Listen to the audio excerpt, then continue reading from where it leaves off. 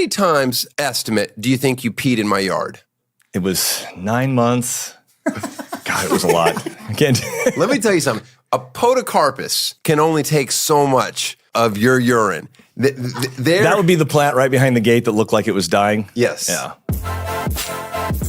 Tosh Show. Tosh Show. Tosh Show for show. This is Tosh Show. Woo! That was a new sign-on. Man, I'm in a good mood today. Why in such a good mood? O.J. Simpson dead. That's right. Oh, say what you want about O.J. Simpson, but he was a murderer. Yes, he was. I actually worry that those two murders will negatively affect his legacy. These are tribute jokes for Norm Macdonald.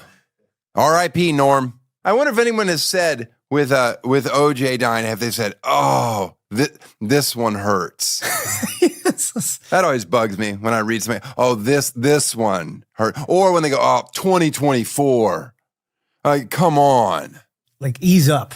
Well, Eddie, I hope you're excited because today I'm debuting a new segment. I'm excited. I came up with this the other day when I was watching some basketball, and I'm like, this is going to be a great new segment. I'm calling it Front Row Face-Off.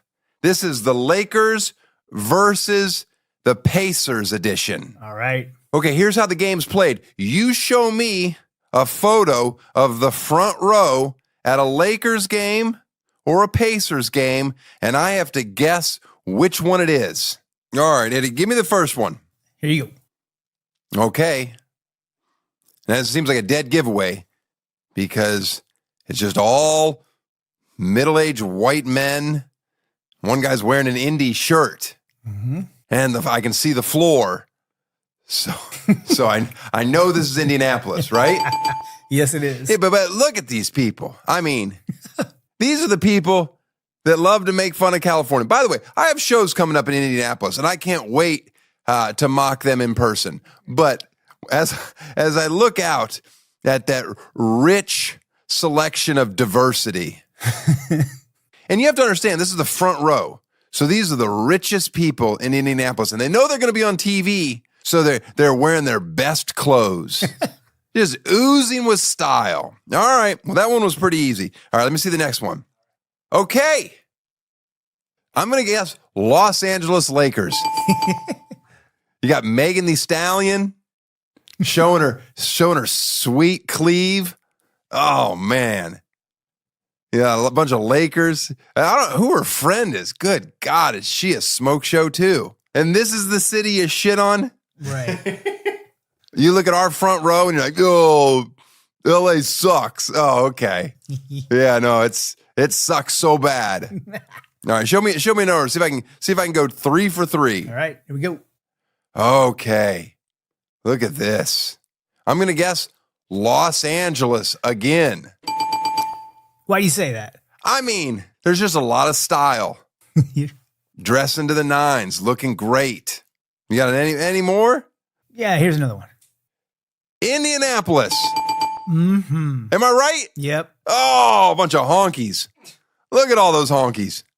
Just rows and rows of honkies. You see all those honkies? Wow. Honkies and khakis. Honkies and khakis. Those two go hand in hand. That's a good I one. love Indianapolis. Way to go, guys. All right, and that's our new game. I like it. Front Row Face-Off. That was the Lakers Pacers edition. Speaking of trailer trash, I own a trailer.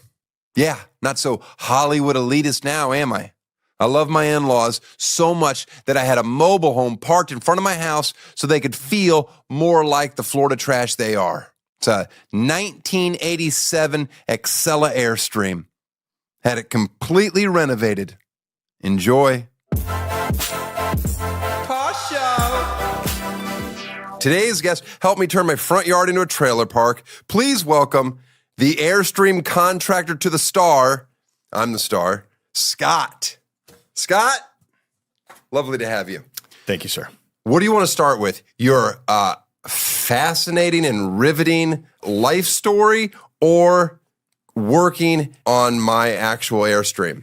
Let's start with the Airstream. So I bought an Airstream because that's what fucking people in Malibu do. 1987 33-foot Excelia.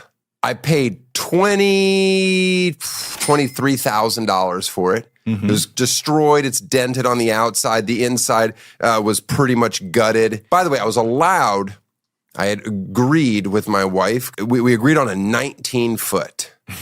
But they didn't have a 19-foot. They had a 33-foot. And the guy's like, gotta buy it now, man. These things are going quick. And I'm like, oh, okay. So I brought it back. Then I had to get it wedged in, and that took about 7 hours with 15 people trying to wedge it into its little parking spot. My wife also said, you cannot get stressed out about this. So I was like, fine, it's just a fun little project. We're going to renovate an Airstream. And by renovate, I'm going to hire someone to do all the work. Then, lo and behold, my neighbor, or a couple houses down, and we're not going to say who, but I live in a celebrity enclave. This person's Academy Award winning. They had bought an old Airstream around the same time, and you had finished up on it. And I was like, oh, well, if it's good enough for an Academy Award winner, send this guy my way. I don't need to do any research. You had never really done this before, correct? Correct. How did you get into building multiple Airstreams on my street? Oh, boy. That's a long story. That's good. As you know, a little bit from the background, I'd worked in the movie industry for a while as a prop maker. I know a lot about you because one thing I'm going to tell people right now, you can talk. This is true. Yeah. All right, let's get into it. All right, so you're a prop maker on movies. Yeah, I got into the film business later in life. I guess you'd say I got into prop making when I was 40. Oh, really? How old are you? I'm 54. You're 54? You still look good. Thank you. Not you still look good. You look good.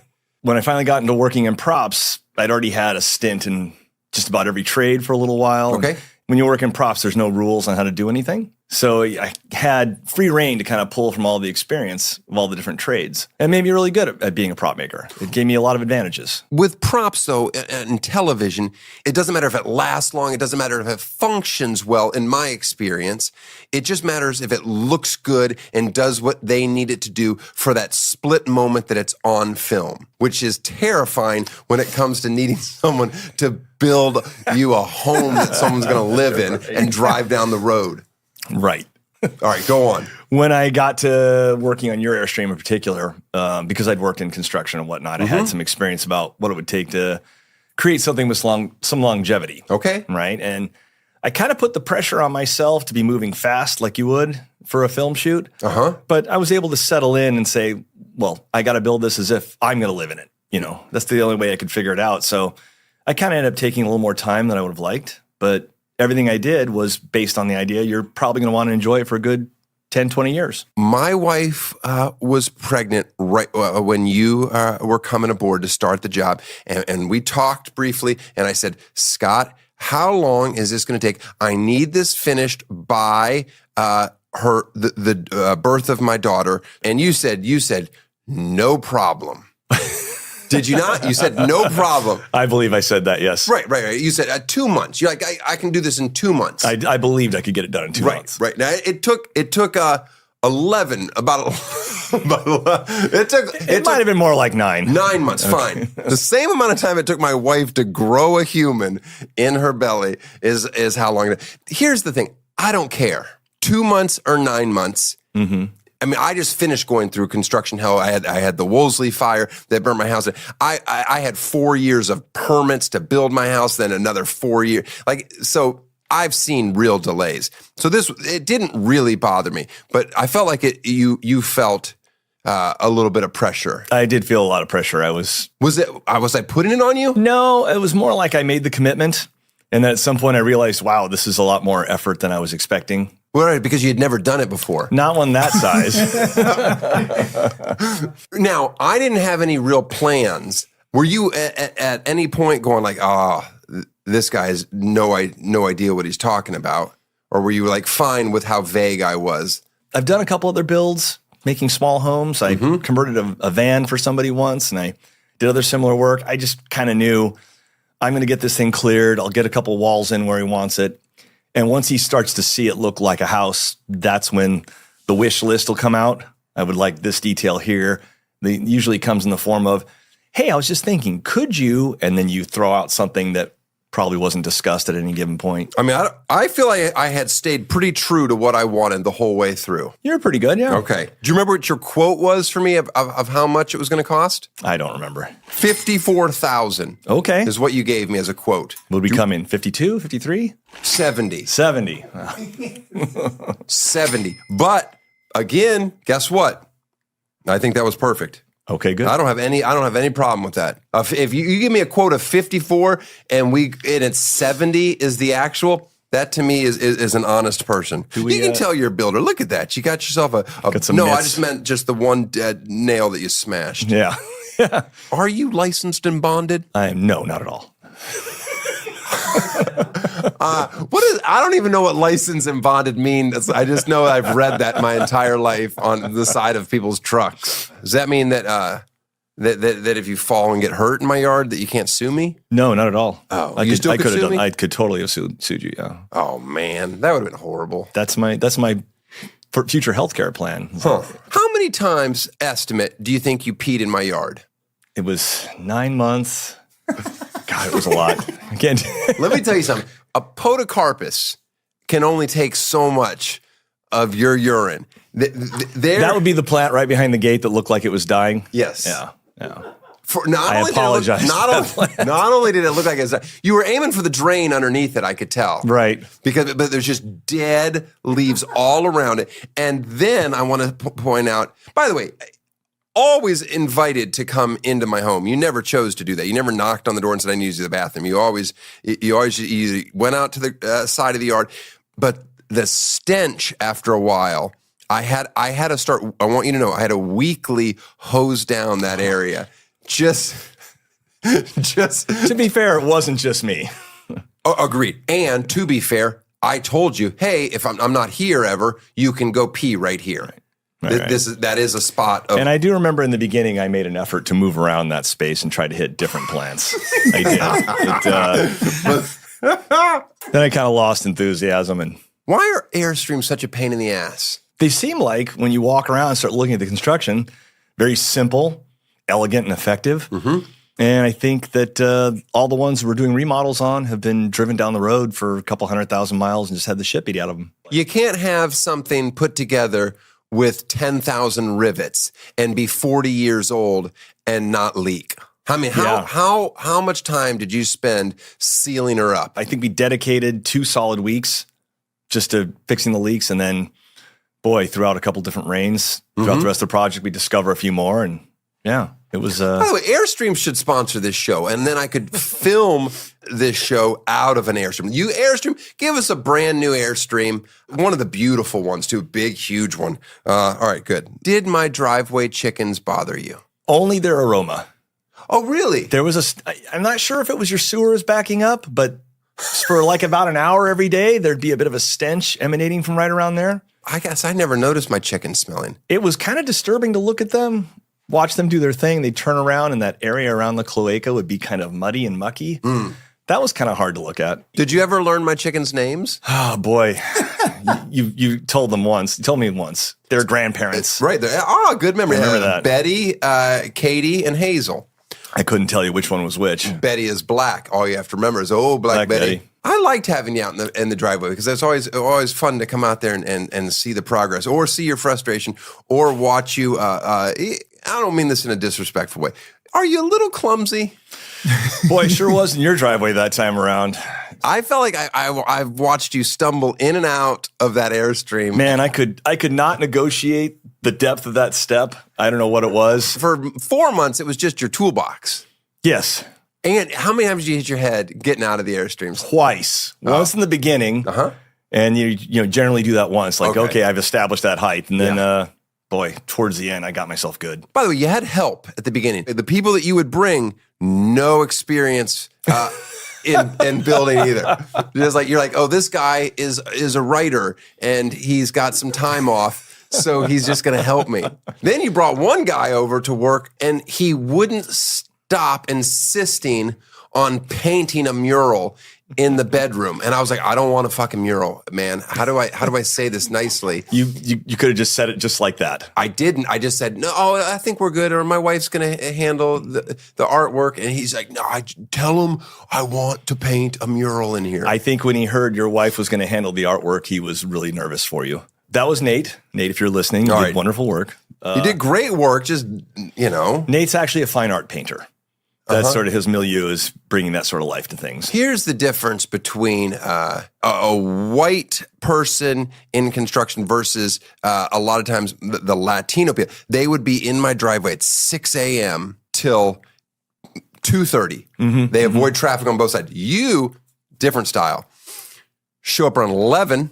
Stay till it's uncomfortable, and I'm walking outside at 9 p.m. telling you, hey, fucking wrap this shit up. Wrap it up. We have a noise ordinance. Yeah. I tried coming earlier. There's just so much traffic from the part of town I was coming up in. There was kind of no way to avoid it. And then when I was on a schedule to get started better, I was stopping at one of 3 different Home Depots almost every day. Are all Home Depot layouts the same? Pretty damn close. You know your way around real well? I think so, yeah. You ever ask for help or no? No, I don't need to ask for help. Oh, that's great. Home Depot. By the way, what's the best power tool to buy? You talking brand or the brand? Brand. Oh boy. I think right now Milwaukee is probably the best. Milwaukee. Yes. I think I've got Milwaukee. Milwaukee, why don't you send me some more shit? I love Milwaukee. They should be a sponsor of this podcast. Milwaukee. I don't think I have Milwaukee. I think I have Makita. Is Makita not good? If you like that sort of thing. What does that mean? Yeah, that seems like. Well, they're Asian designed and made, so they're a little more elegant. And we Americans like things that hit hard and bash things. So Milwaukee and DeWalt pack a little more punch with the batteries. Interesting. Yeah, it's weird how everything, there's lines that are drawn. I'm not foreign to working with tools. Or you think I am? You didn't look particularly handy. Whoa. I'll give you this, though. When you talked about adding that little badge or emblem to the electric car you got for your son, you talked about the hardware, and you said, how would I go about this? And I said, double stick tape. And I realized I could see the reaction on your face. And, oh, Daniel actually knows what I'm talking about in this instance. Well, did I know what double stick tape? You realized it was a better option than using hardware to penetrate the surface of the brand new car. All right. I gave you a few points out of that. That's all. So I know how to tape something. It wasn't Eddie here. He has a little cabin in Tahoe. Okay. And all the time just is like, oh, I'm putting in a new bathroom. And I'm like, I know you. You don't have any ability to do this. And he's like, yeah, well, you watch YouTube videos and you figure it out. And he does it. And does it look good? It doesn't look, it looks better, right? But it also looks like somebody that, oh, this was your first time. Good try. Yeah. I'm going to show photos of your bathroom. Like a grade schooler. You can. I mean, it does look better. It looks better. It doesn't look amazing. I wouldn't say it amazing, but that could be some of your design choices, and that's just difference of an opinion. By the way, were there any of my decorating or design ideas that you thought this is not going to look good, or color choices, and now that you see it, go, oh, okay. I was not a fan of the penny tile in the shower. Oh, interesting. I like penny tile, but the color was, I don't know, something about it. It just didn't work for me. Pink? Yeah. Well, normally in a shower, you would have, if you're going to go with penny tile, it's normally on the floor, and you would counter it with something else on the walls. But we just kind of went everywhere in it. Yeah. It does look better now that it's complete. Now, once we had the hardwood floor in, and then we had the off-white everywhere, and then the 2 wallpapered walls, that helped quite a bit. But you still don't seem like you like it. To this day, it would not be my choice.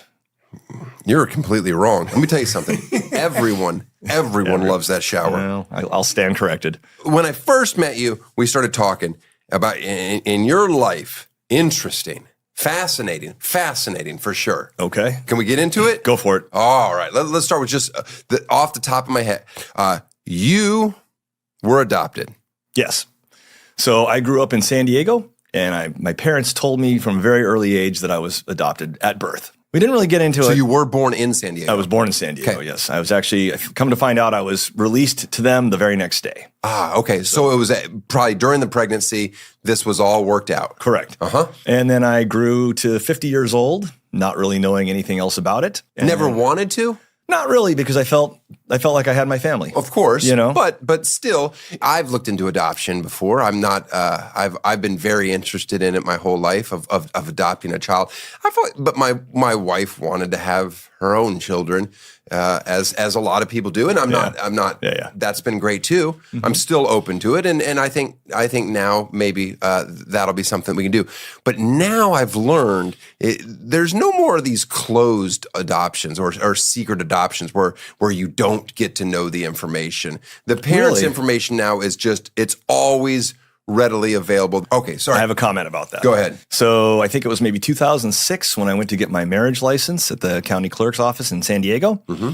The clerk took my information, confirmed my social security number, and then said, "Hey, are you aware you're adopted?" And Whoa. As a matter of fact, I am. He said, "Well, do you want to contact your birth parents?" No one had ever put that to me before. And I said, "Well, no, I guess not." And he goes, "Why do you ask?" He said, "Well, it says right here, the information's available and says you're free to contact if you like." And What a weird thing for him to do. Yeah. Right? That's I mean, borderline, he's an insane person, but he's probably has a monotonous job and rarely gets to have any fun. And he's like, watch me blow this dude's mind. Totally. In hindsight, that day, you should have just been like, you know what? Just rip that marriage license up and walk out. Oh, boy. That is correct, yeah. When I met you, you're like, hey, you were going through a divorce. Correct. You're like, but you still lived with your wife, your ex-wife. Yes. So I think that explains why I was having to kick you out at 10 o'clock at night. That might have had something to do with it. So this is 2006, back when things were so sunny. So sunny. So it was full the of beginning optimism. of a relationship. Yeah, it was amazing. Okay. And he tells you this. Little does he know, he just put a seed in your head that eventually is going to explode. So in 2017, my father died. Mm-hmm. And in that year following, I started thinking about, what about my birth parents? Do I have any other family? And so I simply called the county clerk's office in San Diego and said, I'm ready to have that information now. Mm-hmm. And the response was, actually, there was a bit of a foul up. We weren't supposed to be letting any of that information out. And this was apparently a statewide mistake somehow. And they'd said, now the law stands that every adoption is sealed. So they were unwilling to give me any information. And then later, I filed some kind of a form, applied for the information for a bunch of different excuses. And they came back and said, look, unless you have a medical emergency, the doctor gives you a note and says, we need to know what's going on in their family, you're not going to find out about this. Okay. Not through us. This is where it gets a little weird. I don't think I ever told you this part. So I think the following year, I was with a friend, and she said, hey, do you want to go to this giant medium event? And I said, what's this? And she said, I don't. The way she's setting this up, the answer is 100% no. No. I don't want to go to this. So $20 a head, you fill a small auditorium. Two mediums sit in, psychics, if you will, sit at the stage, and they talk about what it's like to contact people in different ways and living and dead. And then everyone's allowed to ask one question. Okay. And just to add a little drama, I ended up being on one side of the room, so I was the last person they asked. And I said, hi, I grew up adopted. I'm wondering, are my birth parents alive? Okay. And I figured that was a good question, because if this was just the whole cold read technique where it's it's some kind of a parlor trick, they both seemed a little flummoxed. They asked me a few questions here and there, and they said, sorry, can't really help you. And I was like, no, see, it's bullshit, right? It's complete bullshit. That's what you needed to know, that it was complete bullshit? Well, as I walked out, one of them pulled me aside and said, hey, we don't like to respond with any negative things, right? So I didn't want to say this in front of a room full of people and have you take it wrong. She said, your birth father is dead, your birth mother's alive, and she doesn't necessarily want to be contacted by you. Oh, fuck off. Right? So that seems odd. No, it just seems insane. Well, it segues. Here we go. All right. So then later, just deciding I really want to know what the genetic makeup is, I do 23andMe. And my first cousin, Marlene, if you're listening, thank you again. My cousin Marlene is on Instagram, and she immediately calls me and spills the beans about my whole family living on the East Coast. My birth father had, in fact, died. He had died the same week as the man who raised me that I thought of my father. And who was your father? Yes. Even though you say you thought him as your, right, fine. Okay, good. I call him Dad. He's Dad. Fine. Okay. So Dad and bio Dad. A week apart. The same week in August of 2017. Yeah. Eerie. Well, yeah. Now, if she'd have brought that up, the median. She was actually correct as well, that birth mom, bio mom, had me in secrecy and didn't want the family to know about it. And in fact, when I contacted her, simply ignored my calls and emails for like a month. I mean, if I can only imagine what I would do if someone from, let's say, Kansas City that said they had an abortion 15 years ago. Springfield, Missouri, something like that. Yeah. By the way, this is also part of the reason it took 9 months to do my Airstream. Continue. So, by the way, do you believe in? I'm supposed to ask this as my first question to all my guests, but for you, it's been my 50th question, only because I know the answer. Do you believe in ghosts? Absolutely. Mm-hmm. All right, continue. Cousin Marlene put me together with my brothers. Okay, gave me their phone numbers. Your cousin Marlene says you have two brothers, full brothers, which means I'm spelling this out. This means that your parents gave you for adoption, stayed together, and then had two more children. Correct? Correct. That's interesting. Right. I mean, I'm just trying to think of my family. My parents had 4 kids. Imagine how much better my life would have been had they given one of my sisters up for adoption. Yeah. I'm not saying which one. I'm not starting any feuds. All right, continue. So my two brothers, you contacted them. They were open. They were completely open to it. They both called me like within that week, I think. One wanted to rattle on and on and on like I do, and the other was like, okay, well, let me know when you're going to be out here. One's a house builder, and he worked with our dad. And then the other one is an auto mechanic. He owns his own little garage in Vermont. He's kind of I don't want to say he's like a hermit, but he's kind of out there in a small town. Sure. But apparently when dad wasn't building houses, his pastime was building drag cars. So I got both. Your adopted parents named you Scott? Yes. Did the birth certificate have a different name? No, it didn't. So they got to name you. They got to do everything. What are your brothers' names? Jason and Matthew. Did they know you existed? They did not. Nobody knew, apparently. So cousin Marlene said, after she and I spoke on the phone, she said, I hung up with you and I immediately called my mother. And she said, when she answered, I just said, Mom, which one of your sisters ran away to the West Coast in 1969 and had a child and thought no one would ever find out? And apparently, wow, this cousin is fun at the family gatherings. Yes, she is. Just a shit stir. Apparently, her mother sort of gasped very dramatically and said, I knew that's what happened. I knew that's why she took off for a year.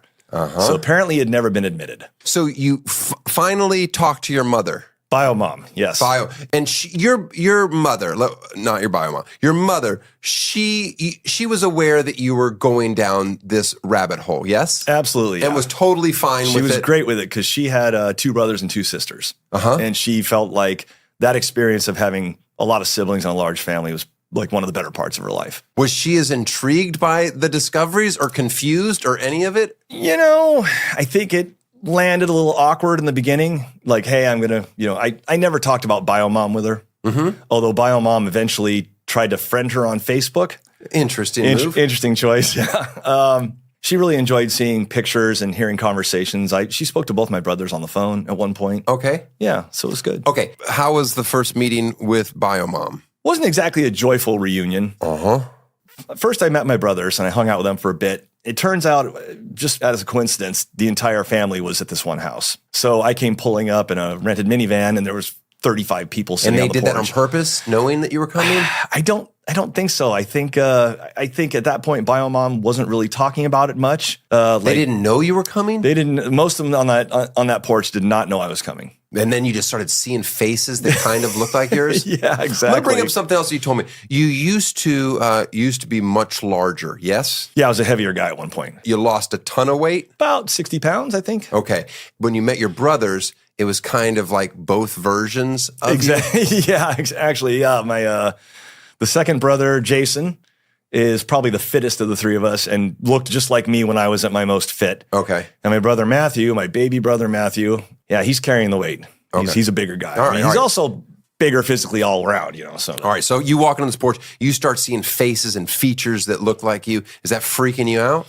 It was interesting to finally look at people and say, that's really a family resemblance, because I'd never experienced that in my life. I've never once looked at people and go, oh, you look just like, or certainly babies. I've never been able to see, like people look at my kids and like, they look like you. And I'm like, Do they? I don't really see it, but Kind of hard to see at that age. All right, so these people actually looked like you, and you're like, no doubt about it. These are my brothers. Right. And then my mom. How was that? Do you walk? Do you hug her? Do you handshake? What do you do? We did a fist bump. No, I walked up and I saw her and I didn't know what to say. And she says, "Well, I'm your mother." And then she gave me a hug, and it kind of broke the ice. And we chatted a little bit, but there were a lot of people. It was kind of like I just won the Super Bowl or something. There was just like a lot of loud talking and cheering and whatnot. Is she good looking? She's in great shape for her age, I'd say. She looks healthy. I mean, you got great hair. That's her side of the family for sure. This is Grandpa Slepsky's hair. In case we're looking at it, there it is. It's good hair. Yeah. Did you breastfeed from her?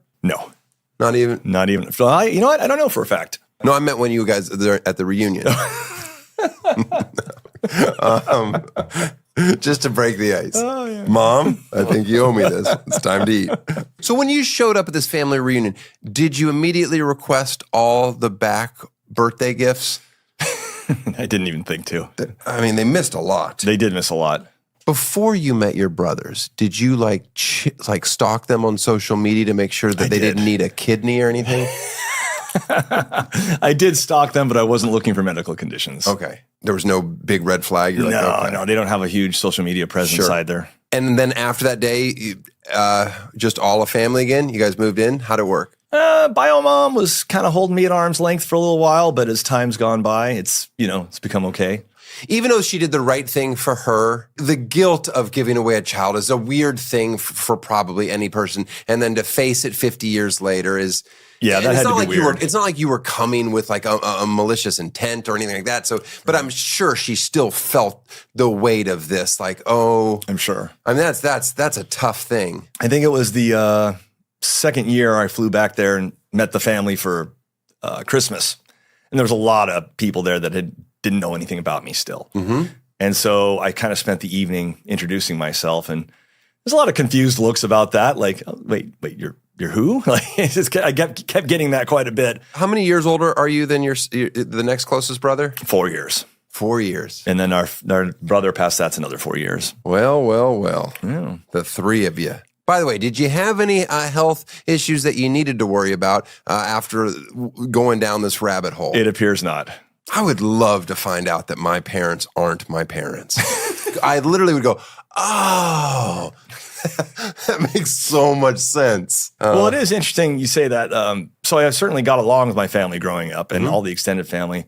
There were shared interests, but I mean, I was the only creative, if you will. And do you think that's because the parents that you had in the West Coast, just a different environment? Yeah, I mean, I don't know. They were both they're both very blue collar people. Uh-huh. Mom grew up on a farm in Iowa, and Dad actually lost his dad when he was really young and spent his formative years just moving all around the state. So you think you probably, out of your siblings, you had it better? I think so, actually. Right? Yeah. Well, I mean, that's a horrible thing to compare, but that's what my job is to ask. Right. Well, I feel like I got to grow up in San Diego, in the 70s and 80s. I mean, it was just beautiful there, and mild weather, and there was a lot of fun to be had. There's outdoor sports, there's motorsports, there's all that good stuff. And And now you're throwing all of this away. Are you not? And you're heading across the country to work with your brother. I am. I'm just going to take off. I want to spend some time with my brothers. I have the opportunity. That's Vermont? That's Connecticut. Oh, Connecticut. He's the house builder. Are you going to build houses? He's already booking me for work. So how do you build in the winter? Yeah, Connecticut in the wintertime. Let me tell you how depressing that place is. Ugh. I think he spends a lot of time sitting by a stove getting warm in the winter. That always makes me mad with builders. Like in LA, if it sprinkles, nobody shows up to work for 4 days on a work site. Right. I'm like, oh, so you're telling me that they need complete sunshine to build in Seattle? I don't know how they Somehow do it. they get it done. Which one are you living with? The one that's grumpy or the other one?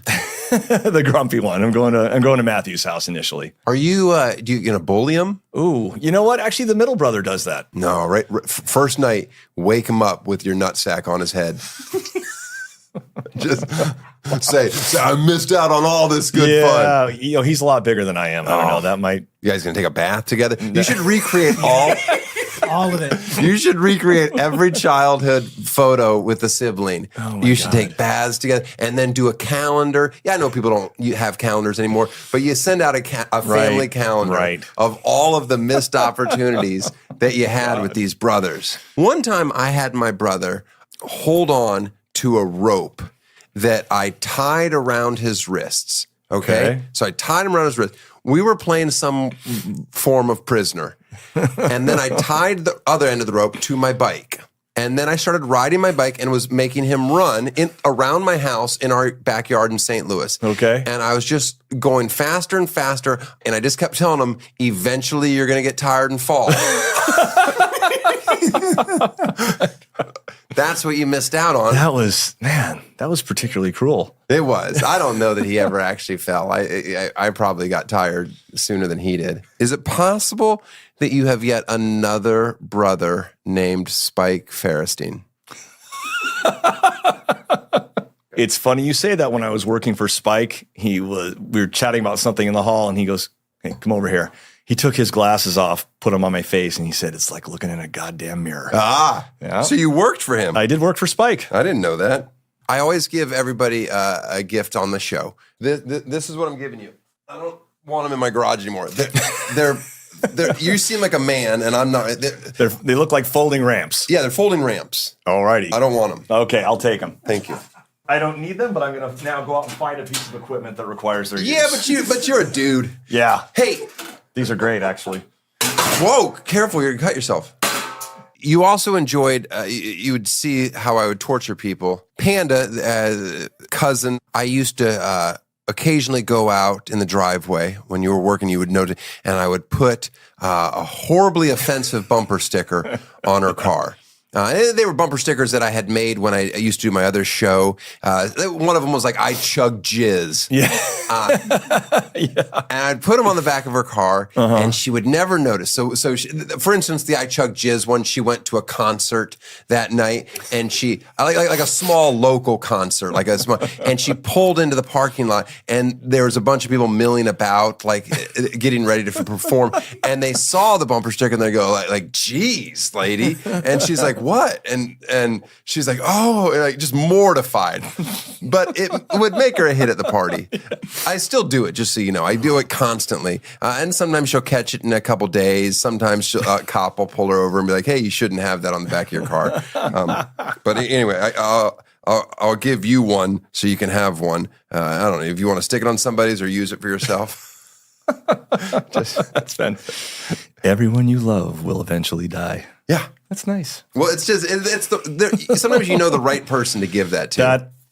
Yeah. And then you stick it on their car and you just laugh. And they're like, "Who the fuck?" All right, give it down the floor Get it next off to the the table. Well, hey, if you're moving to the East Coast and something goes horribly wrong with my trailer, how fast can I get you back?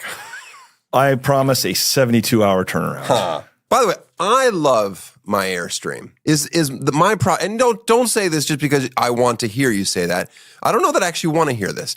Is this the best project you've ever done? I will say this. This is not to placate you. I really enjoyed your project. It was challenging. I did a couple things I'd never tried before that came out beautiful. Like when we did the shiplap and actually brought it all the way around in a curve into that front section. I'd never seen that done before. No, it's good. And I just assumed we were not going to do that. And when you brought it up, I was both pleasantly surprised and kind of irritated. I was like, "Oh man, I'm going to have to figure out how to do that." But no, it's gorgeous. I think it's beautiful.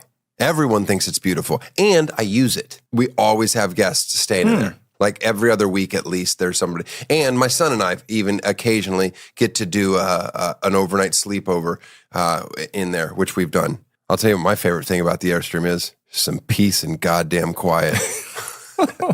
Just go sitting there and I close the door and I hope they don't find me. Well, listen, whenever you're back, you're welcome to stay in my Airstream for, in my head, I was going to say 2 nights, but people always push it and get a little extra on me. So I'll say 1 night. Then you can have 2 nights. I can push to 2. You can push to 2, and I'll give on 2. You can stay in my Airstream for a night.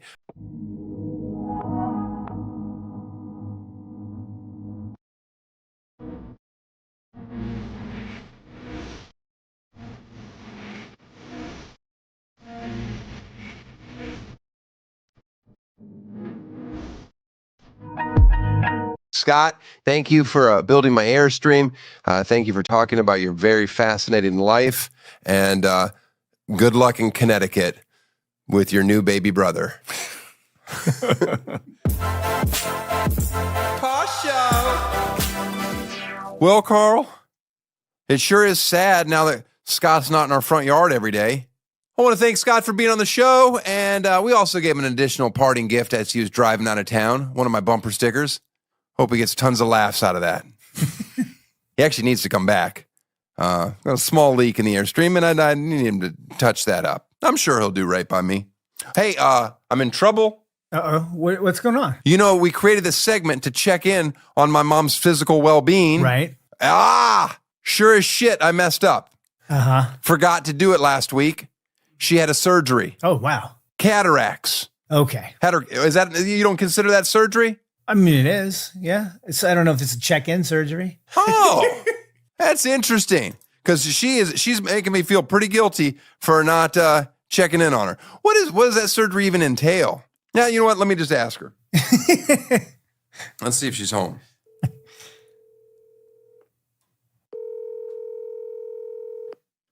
Hey, I wanted to check in. I heard you had surgery. I did. I had a cataract. What? You missed it. You forgot to ask. Now, what is it? What exactly does that surgery entail? It's surgery. It's real surgery. They take a lens out that's cloudy, and they put a new lens in, and they put it so I can see, so I don't need glasses. So I have one eye for distance and one eye for reading, and it's great. I'm good. So you're not wearing glasses anymore? I've never worn glasses. I've always worn contacts, but I don't have to wear contacts anymore. Yeah. So you got one eye for close and one eye for far. Yes. Are you allowed? Working fine. Can you drive at night? I can drive. Well, I don't usually go out at night, but if I do, I can. Yes. Eddie told me that this surgery doesn't warrant a phone call check-in. Oh, it did. Do you have any other surgeries on the plate? I don't have any other surgeries on the plate. I'm done. Would you ever openly talk about some of the plastic surgery that you've had? I've never had any. You know I wouldn't do that. You're all natural. We're done. That's it. We're done. All right. We're done. I'm going to check in on you later. Do you have any follow-ups on this major surgery that you've had? I've had all my follow-ups. That's when you called. I was at my last follow-up. I've had 3 follow-ups, and so you missed it completely. It didn't sound very serious, but I'm glad you've recovered and that your eyes are working well. Love you. Love you. Bye. Oh, you know, she acts like she doesn't care, but she really does. Yeah, I get that sense. Oh, my goodness. And if you do see her on the road, if you're in Brevard County and it's nighttime, you need to get out of the way. That will blindside you. We got some plugs. I'm going to be in Fresno this weekend. Come out to see me. Check the calendar at danieltosh.com. Check out boyswearpink.com to buy some cute clothes for any toddler that you know. We got the GOAT premiering May 9th. I hear they're going to drop 3 episodes on May 9th. Have you guys been hearing that? Yep. A lot of people talking about it on the streets in Hollywood. Yeah, what else do we have? Another bedtime story. Last week's bedtime story for my once 3-year-old son was the best. I actually, it was long. It was funny. I played it to him, and he laughed. He laughed the whole way through. He thought he was getting tickled by himself. I was like, you can't laugh at your own jokes. But this week's sucks. So what are you going to do? Kids like me, hit and miss. See you next week. Want to tell stories again? Yeah, let's tell stories. You want to go first? This time I want to go first. He wants to go first? All right, let him go first. The time and the song of my tata. The tata and the monkey, he was there. All right. That story is horrible. Now you tell a story. Once upon a time in the Solway Sid Soul Show. was a bunny. All he wanted to do is celebrate. He couldn't. All he wanted to do is celebrate. He couldn't. And then I saw a tape. And then the bunny didn't know what to do. He finally spoke to them. What are you doing at my taco house? What's joining? And then the other dog watched it. How that and they saw him ran away. Then This story's no good either. Tosh Show.